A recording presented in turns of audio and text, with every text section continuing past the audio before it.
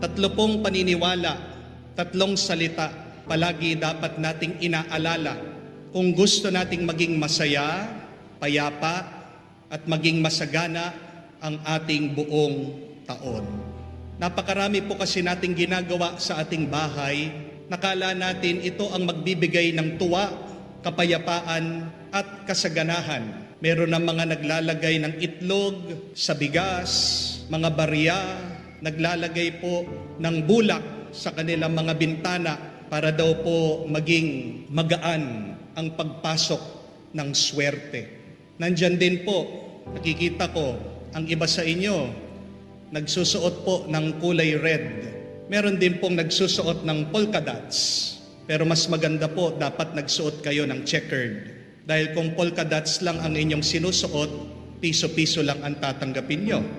Next year po, dapat mas marami na naka-checkered para salas-salapi ang matatanggap nyo. Pero yun po ba, diyan sa mga bagay na yan, ang magiging dahilan ng pagpasok ng ating tuwa at kapayapaan? Hindi po. It is the attitude and the beliefs that we have that can assure us of peace and prosperity. The first one, remember that whatever happens this year, say and believe it's okay. Okay lang yan. Anong kabaliktaran ng okay lang yan? Hindi okay. Hindi ako okay. Opo, sometimes it's okay not to be okay. Pero tingnan niyo po, ano yung nakakapagbigay sa'yo ng stress? Anong nakakadagdag sa'yo ng lungkot? Yung palagi mong iniisip at paniwala mo, you are not okay. Kahit na hindi ka okay, sabihin mo, everything is okay. Everything is fine. Pag paulit-ulit mong pinapaniwalaan at sinasabi, okay ka lang, okay lang ako, tingnan niyo po, magiging masaya ka, magiging payapa ka. Yung stress mo, mawawala yan. Ulit-ulitin mo bilang panalangin ngayong buong taon. Say, I'm okay. This is okay. Kung merong ayaw sa'yo, kung merong galit sa'yo, kung may naninira sa'yo, anong sasabihin mo? It's okay. Father, bakit ayaw niya ako? Father, ang bait ko naman. Father, ang bait ko sa kanya. Bakit ayaw niya ako? Bakit sinisira niya ako? Anong sagot? I don't know. Anong sagot? Bakit ayaw ka nila? Bakit sinisira ka nila? Hindi mo rin alam. Kahit tanong mo minsan dun sa taong may ayaw sa'yo, ang totoo, hindi niya rin alam. Basta't ang totoo, ayaw ka lang niya. Pero kahit ayaw ka niya, anong sasabihin mo? It's okay. Bakit pag ayaw ka ba niya, mamamatay ka? Pinapatay mo ang sarili mo by saying, I'm not okay dahil may naninira sa akin. I'm not okay dahil merong ayaw sa akin. It's okay that somebody does not like you. Dahil nung ikaw ay lumabas sa mundong ito, hindi mo naman sila kakilala. At baka nga mauna pa silang mamatay sa iyo, it's okay. Amen? Do not stress yourself out dahil ayaw ka lang ng iba. Huwag mong papatayin ang iyong sarili dahil hindi ka nila love. Ang importante, mahal mo ang sarili mo. Amen? Say, it's okay. Kahit na wala kang pera, kahit na marami kang utang, kahit na nalugi ka sa business mo, anong sasabihin mo? It's okay. Ang buhay ay hindi naman tungkol lang sa pera. Amen? Kahit na sinisingil ka, kahit na tinatakot ka na, kahit na ipapakulong ka daw, it's okay. Hindi naman ibig sabihin may pera ka, magiging masaya ka. At kahit na may sakit ka, at kahit na may sakit sa inyo, anong sasabihin mo? It's okay. Meron po akong kaibigan, tinatanong sa akin, Father, bakit po ganyan? Nagkasakit ang aking asawa. Ang bait naman niya, ang bait naman namin, palagi kami nagsisimba, palagi kami nagdarasal. Wala namang kaming nilokong tao, wala namang kaming sinaktan na tao. Bakit may sakit siya? It's okay. We do not know the reason. We do not know the answer. But what is important is, may sakit na siya, huwag ka nang pa-stress, huwag mo nang papatay ng sarili mo sa kakaisip, sabihin mo, it's okay, it's fine. Bakit natin masasabi na okay lang? Dalawang dahilan. Una, dahil anuman ang problema, lilipas din yan. Kaya nga sabihin mo sa sarili mo, okay lang ito kasi hindi naman nagtatagal. Walang problemang nagtatagal. Kung paano pong walang bagyo ang nananatili.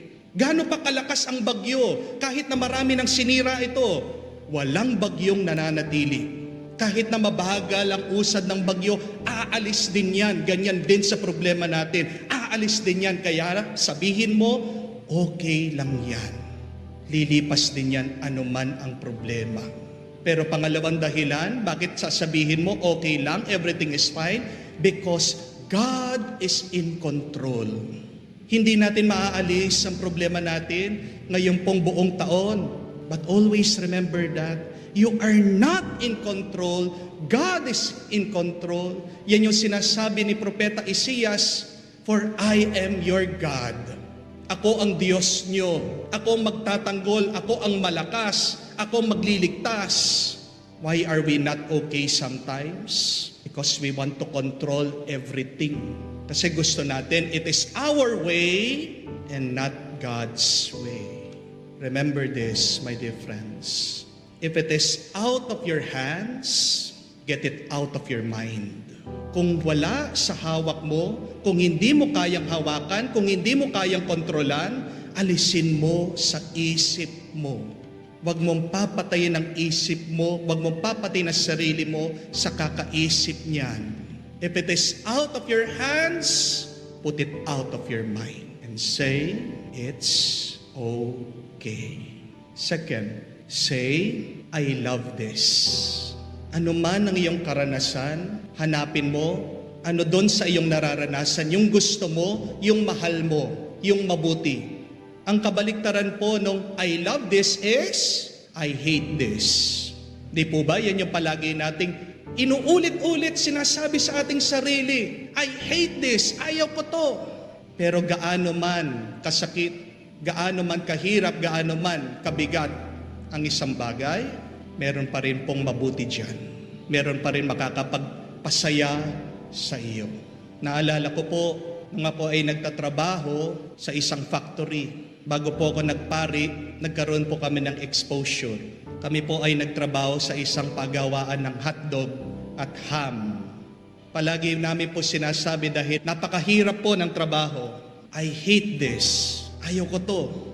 Kasi po nagbubuhat kami ng mga crates, nagbubuhat po kami ng mga bags, pawis na pawis po kami. Maghapon po nakatayo kami sa factory. Naalala ko po yung sarili ko, palagi ko sinasabi, I hate this, ayaw ko to, ayaw ko to. Kaya po yung 8 hours na trabaho, parang 24 hours, ang tagal-tagal, ang haba-haba. Pero meron po ako na-realize, bakit kinamumuhian ko to? Actually, ang sarap ng trabaho namin. Isipin niyo po, bagong lutong hotdog nandoon. Free taste test. Bagong lutong ham nandoon. Pwede po kami makakain. Parang nasa paradise ka. Pero hindi ko nakita yon nung una kasi ano yung palagi ko sinasabi? I hate this. Ayaw ko ito. Ang ating pong mahal na ina, kahit na meron po siyang mga lungkot, sorrows in her heart, meron din po siyang joys, tuwa sa kanyang puso. Narinig po natin sa Ebanghelyo that she was always reflecting, pondering on things. Hinahanap niya ang Diyos, yung makakapagbigay ng tuwa at saya sa Kanya. Hanapin mo rin yon sa iyong buhay. Kung nangangaliwa ang iyong asawa, galit na galit ka sa kanya, nanggagalaiti ka, konti na lang mapapatay mo siya, tanong mo sa sarili mo, ano pa ba yung bagay na gusto mo sa kanya? Meron pa siyang mabuting ginagawa, kahit na nagkamali siya. Kahit na yung mga kaaway mo, galit na galit ka sa kanila, you hate them. Pero hindi naman sila masamang masama. Meron pa rin silang mabuting ginagawa. Natatakpan lang dahil doon sa iyong pagkamuhi sa kanila. Natatakpan lang dahil sa paghuhusga mo sa kanila. Huwag mong dadamihan yung iyong hatred, ang iyong pagkamuhi. Damihan mo naman yung iyong gusto. Damihan mo naman yung iyong minamahal sa anumang karanasan. No matter how bad the experience, no matter how bad the situation, there is still a silver lining. There is still something good in that. And say, this I love. Ito gusto ko. Kahit na napakarami ang hindi ko gusto, meron pa rin akong gusto, meron pa rin mabuti. Salamat sa Diyos. Say that, I love this. But third and last, remember and say also, God loves me. Mahal ako ng Diyos. Naiinggit po ako sa mga ibang matanda. May kakilala po ako, 90 years old. Ang palagi pong kinakain ay taba. Taba ng tosino, taba ng pork chop. Sana all, sabi ko. Ako po, makakain lang ako ng konting taba. Sumasakit na yung paa ko. Mataas ang aking uric. May nakilala po ako recently. Ang paborito po, Coke at chicharon. 85 years old. Sana all. Hindi po ba yan tanda na ang Diyos na pagmahal, mga matatanda na kahit anong kainin nila, buhay pa rin? Father, paano ako? Oo nga naman, paano tayo? Paano tayo mahal ng Diyos? Simple lang. Yung lang nandito tayo, yung lang nandito ka, tapos na ang taon, buhay ka pa rin, hindi ba simbolo yan na mahal ka ng Diyos?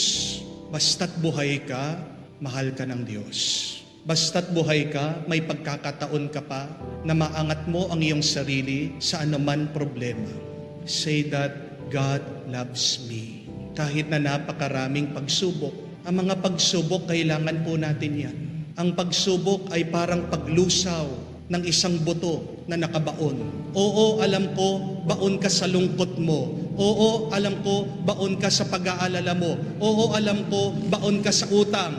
Pero minsan, kailangan mong mabaon para yung buto umusbong, para yung buto tumubo. Tayong lahat, meron tayong pagkabaon.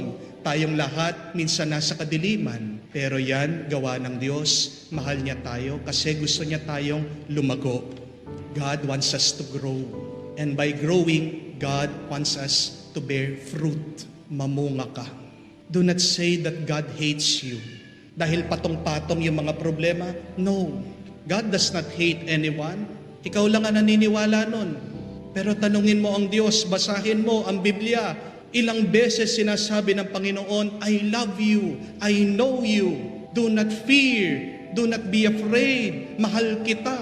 Kaya burahin po natin yan sa ating isip. God loves us.